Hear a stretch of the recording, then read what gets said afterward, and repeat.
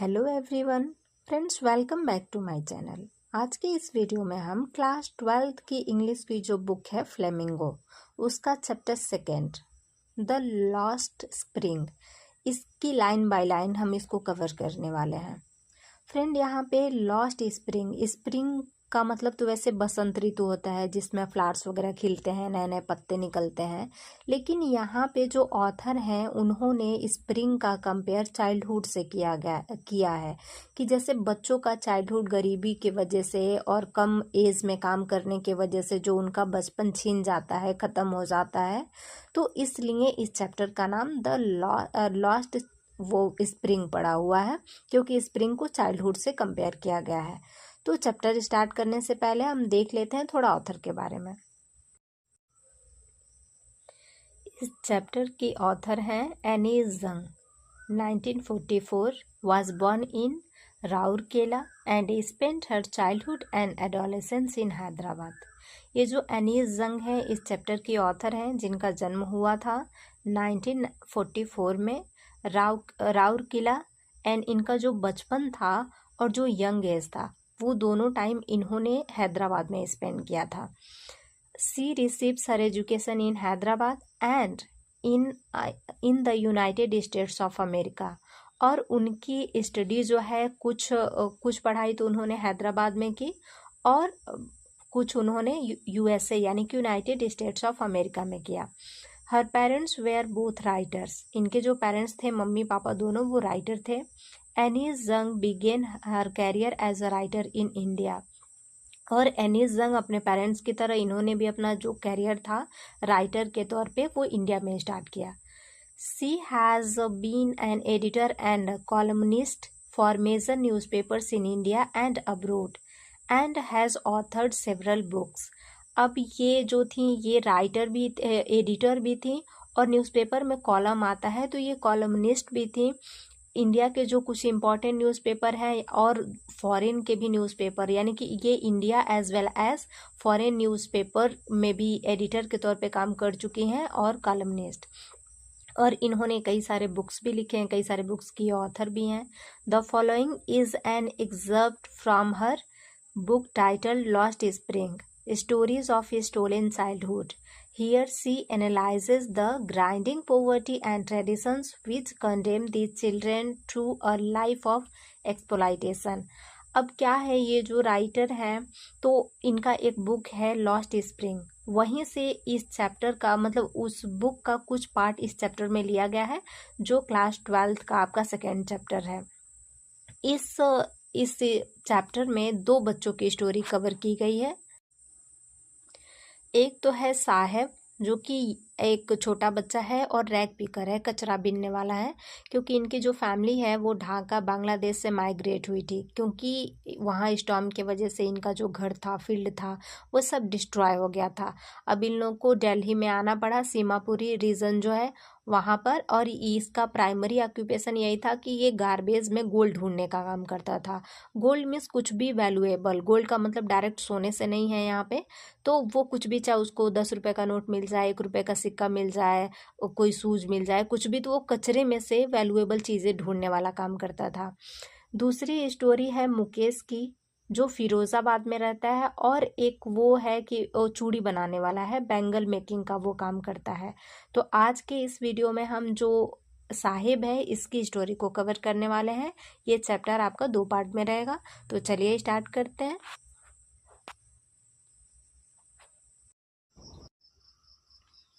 Sometimes I find a rupee in the garbage. Why do you do this? I ask Sahib, whom I encounter every morning, scrounging for gold in the garbage dumps of my neighborhood. This story it starts with an answer that occasionally Sahib finds a rupee in the garbage. The narrator meets Sahib every morning, while Sahib would be searching the garbage to obtain something of value. Narrator asks Sahib why he does that. In this paragraph, gold means something of high value. ये story start होती है एक answer से, कि साहिब को occasionally कभी कभार garbage से उसको 1 रुपीज़ मिल जाती हैं।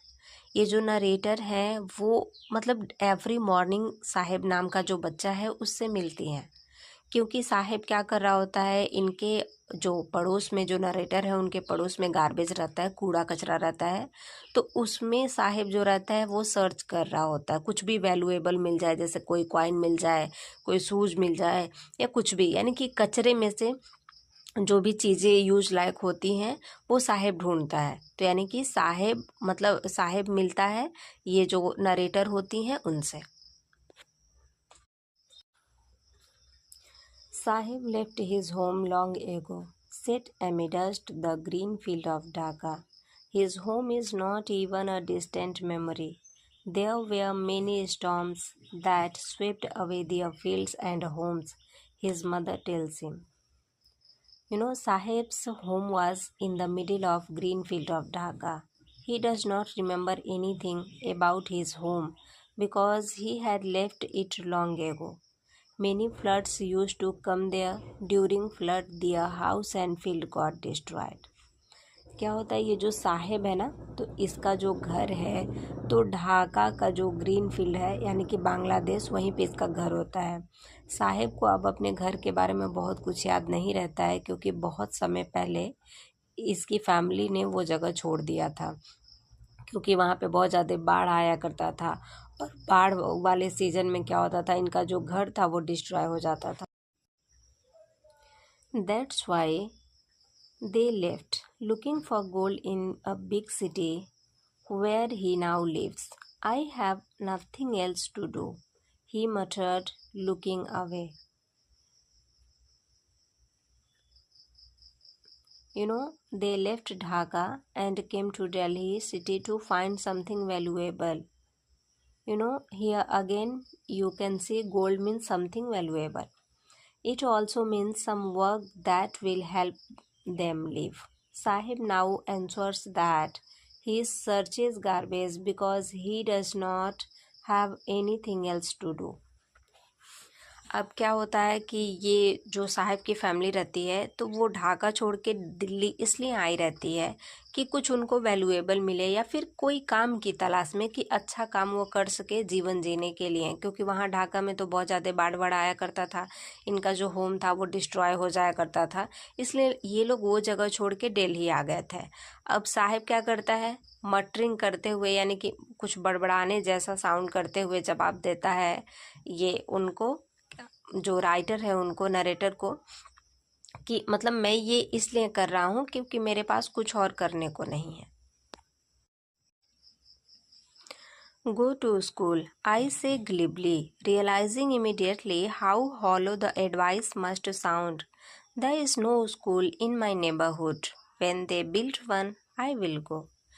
Without much thinking, writer advises Sahib to go to school. Immediately she realizes that this advice is not useful. Sahib replies that there is no school near his place of stay. He tells that if a school is built in his neighborhood, he will go. अब क्या होता है, पहले तो वो writer उससे साहिब से पूछती हैं कि तुम ये क्यों कर रहे हो, तो फिर वो उनको बताता है कि मतलब मेरे पास कुछ और करने को नहीं है इसलिए मैं ये कर रहा हूँ। फिर क्या होता है कि बिना कुछ सोचे समझे सीरियसली जो राइटर हैं वो एडवाइस करती हैं साहिब को कि स्कूल जाओ तुम, मतलब ये सब क्यों कर रहे हो। तो उसके बाद फिर उनको तुरंत ही रियलाइज़ होता है कि उनका एडवाइस जो है वो बहुत ज़्यादा यूज़फुल नहीं है। फिर जो साहिब है वो रिप्लाई करता है कि जहाँ मैं रहता हूँ वहाँ आसपास में कोई स्कूल नहीं है, अगर वहाँ पे कोई स्कूल बनता है तो मैं जाऊँगा। If I start a school, will you come? I ask, half joking. Yes, he says smilingly broadly. A few days later, I see him running up to me. Is your school ready? The writer asks Sahib, if she started a school, will he come? Writer appears to be making a joke out of Sahib. Sahib replies, yes. After some days, Sahib came running near to the writer. He asks the writer if the school is ready. क्या होता है, ये जो writer हैं तो थोड़ा joke करते हुए ही साहिब से कहती हैं कि अगर मैं स्कूल ओपन करूं तो क्या तुम स्कूल जाओगे। तो वो कहता है कि हाँ डेफिनेटली जाऊंगा। फिर क्या होता है, कुछ दिन बाद जो साहिब है वो दौड़ते हुए राइटर के पास जाता है और पूछता है कि क्या आपका स्कूल रेडी है। It takes longer to build a school. I say, embarrassed at having made a promise that was not meant. But promises like mine abound in every corner of his bleak world. The writer replies that it takes more time to build a school. The writer felt ashamed because she gave a hope which she could not fulfill. The life of Sahib is without any hope. Such type of promises are many in his life. क्या होता है कि जो writer हैं, अब साहिब पूछता है कि आपका स्कूल बन के रेडी हो गया, तो ये रिप्लाई करती हैं कि स्कूल बनने में टाइम लगता है। लेकिन उनको मतलब थोड़ा शर्म फील हो रहा होता है कि क्योंकि कहती हैं वो ऐसा बच्चे को उम्मीद दिलाई हैं कि जो वो फुलफ़िल नहीं कर सकती हैं। फिर सोचती हैं इस टाइप के जो होप्स हैं साहिब की लाइफ में, इस टाइप के प्रॉमिस ना जाने कितने लोग आते होंगे, करते होंगे, लेकिन जिसका कोई मतलब नहीं होता है और वो प्रॉमिसेस कभी पूरे नहीं होते हैं।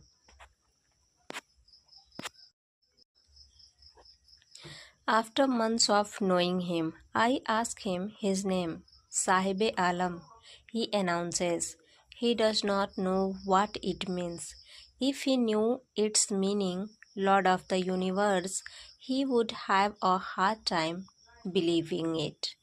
The writer asks his name after many months. He replies as Sahibe Alam. This means king of the world. Writer feels he does not meaning of his name. Writer thinks Sahib would have difficulty to accept meaning of his name. The writer is pointing out at the irony of his name. While meaning of his name is a king of universe, Sahib is a rag picker. His life is opposite of a king. क्या होता है, कई महीनों के बाद जो writer हैं वो साहिब से उसका नाम पूछते हैं, तो वो रिप्लाई करता है साहिब आलम, जिसका मीनिंग होता है किंग ऑफ द वर्ल्ड। तो राइटर सोचती हैं कि इसको तो अपने नाम का मीनिंग ही नहीं पता है। अगर ये अपने नाम का मीनिंग जानेगा तो इसको बहुत दुख होगा, क्योंकि ये एक रैग पीकर है, कचरा बीनने वाला है, और इसकी जो लाइफ है वो कम्प्लीटली अपोजिट है, क्योंकि इसके नेम का जो मीनिंग है वो है कि मतलब किंग ऑफ द वर्ल्ड, और ये काम एकदम उसके अपोजिट कर रहा है। तो जब ये जानेगा कि इसके नाम का मीनिंग क्या है तो इसको काफ़ी दुख होगा। Unaware of what his name represents, he roams the streets with his friends as an army of barefoot boys who appear like the morning birds and disappear at noon. Over the months, I have come to recognize each of them. Sahib does not know meaning of his name. He walks aimlessly in his street with his friends. All of them do not have shoes or slippers in their feet. They come in streets in the morning and go back in the afternoon. They are being compared as birds who come for a fixed duration. After many months, writer recognizes each of them. अब क्या होता है, साहिब को तो अपने नाम का meaning पता नहीं है, वो तो छोटा बच्चा है, रैग पीकर है, और वो क्या करता है, सड़कों पे एमलेसली यानी बिना किसी पर्पस के अपने फ्रेंड वगैरह के साथ घूमता रहता है। जो सारे बच्चे हैं ना, उनके पैरों में ना तो शूज है ना कोई स्लीपर है, और ये लोग क्या करते हैं, सुबह में आते हैं फिर दोपहर में वापस चले जाते हैं, यानी कि सड़कों पे सुबह में ऐसे बच्चे घूम रहे होते हैं, दोपहर में वापस चले जाते हैं। इनका कंपेयर बर्ड से इसलिए किया गया है क्योंकि बर्ड भी एक फिक्स ड्यूरेशन में ही दिखती हैं। कई बार आपको सुबह में कुछ बर्ड दिखेंगी, कुछ शाम को दिखेंगी, तो ऐसे ही इन बच्चों का कंपेयर बर्ड से किया गया है। और आफ्टर मेनी मंथ्स, कई महीनों के बाद क्या होता है, ये जो राइटर है ना, तो हर एक बच्चे को पहचानने लगती हैं। Why aren't you wearing chappals? I ask one. My mother did not bring them down from the shelf, he answers simply. The writer asks one of the boys why he is not wearing chappals. My mother did not take out chappals from the shelf, is the simple reply. Probably the shelf was higher and he himself could not take out slippers, or he is trying to hide that he does not have slippers. अब क्या होता है कि जो writer है वो उनमें से एक बच्चे से पूछती है कि तुमने चप्पल क्यों नहीं पहना है। तो कह रहा है कि मेरी मदर ने ना सेल्फ से वो चप्पल उतारे ही नहीं। तो उसका मीनिंग मतलब डबल मीनिंग हो सकता है, या तो वो सेल्फ जो है वो हायर प्लेस पर हो और ये बच्चा खुद से ही स्लीपर ना ले सकता हो, या फिर उसके पास चप्पल ही ना हो और वो बहाने कर रहा हो। यानी कि रीज़न दोनों में से कोई भी हो सकता है। जब राइटर पूछती है तो बच्चा सिंपली यही रिप्लाई करता है। If even if she did, he will throw them off, adds another who is wearing shoes that do not match. When I comment on it, he shuffles his feet and says nothing. I want shoes, says a third boy who has never owned a pair all his life. Another boy says that he would have thrown chappals if his mother took out chappals. The second boy is wearing shoes which are not correct size. Writer says that this to the boy. The boy does not say anything. He moves his feet. This shows that he was embarrassed. The third boy said that he wanted shoes. He had never worn shoes earlier. अब क्या होता है कि एक जो बच्चा रहता है वो कहता है कि अगर मुझे चप्पल अगर मिले भी तो मैं उनको फेंक दूंगा, और एक और सेकंड जो बच्चा रहता है वो फिर क्या होता है कि वो जो है वो शूज़ पहना तो रहता है लेकिन वो करेक्ट साइज़ के नहीं होते हैं। तो जब राइटर कहती हैं कि तुम्हारा ये मैच नहीं हो रहा है शूज़, तो वो एम्बैरेस फील करता है और कुछ नहीं करता है और अपने पैरों को ऐसे सफल करने की छुपाने की कोशिश करने लगता है। ऐसा लगता है कि वो बच्चा एम्बैरेस फील कर रहा है। और एक जो थर्ड बॉय है वो कहता है कि मुझे शूज़ चाहिए क्योंकि मैंने अपनी कभी लाइफ में कभी शूज़ पहना ही नहीं है।